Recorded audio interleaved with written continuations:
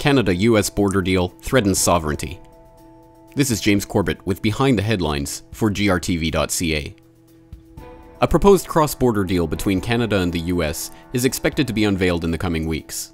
The Canadian government admits that the agreement includes plans to share security-related information, but says it is consulting with the Privacy Commissioner to ensure that Canadian interests are protected and promoted. The government's assurances come on the heels of weeks of reports that Canadian sovereignty is being increasingly eroded at the US border.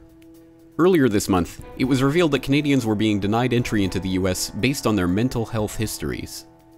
Just last week, it was announced that the US and Canada were set to launch a pilot project cross-designating Canadian and American law enforcement officials called Next-Gen Teams to pursue suspected criminals and terrorists on either side of the border. Also last week, the Rideau Institute released a report criticizing the security plan, warning that Canadian privacy laws will need to be ignored, violated, or weakened in order for the plan to proceed. The current plan follows a joint declaration signed by Prime Minister Harper and President Obama in February, which committed the two countries to an integration of perimeter security. The declaration President Obama and I are issuing today commits our governments to find new ways to exclude terrorists and criminals who pose a threat to our peoples. Shared information, joint planning, compatible procedures, and inspection technology will all be key tools. It is generally understood that the declaration commits Canada to lowering its privacy and security standards in exchange for the easing of American bureaucratic red tape on cross-border trade. Although this is being touted as a new agreement, it is in fact the latest step in a process that has been taking shape for years.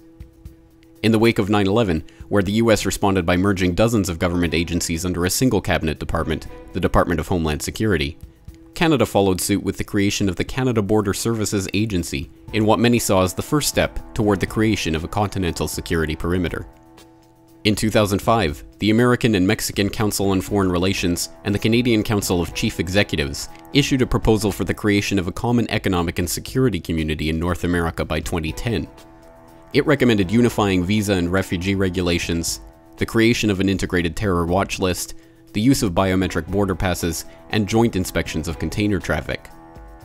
Later that year, the report was taken up and adopted as part of the so-called Security and Prosperity Partnership, a trilateral agreement between the three North American countries that was implemented bureaucratically and bypassed the legislature of each country entirely.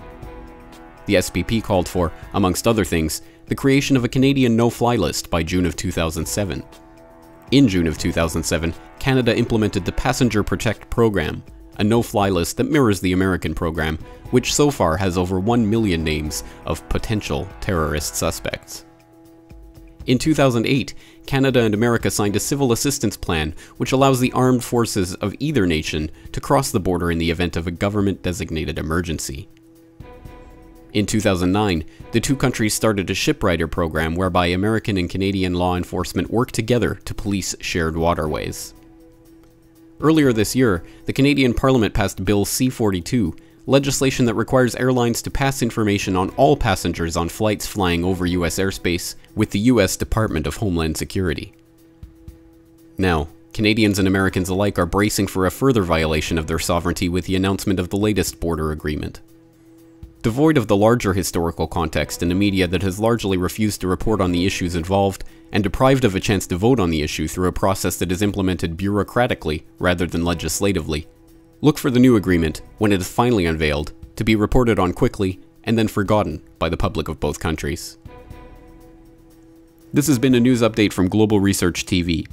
For the latest news and information from around the world, please go to globalresearch.ca.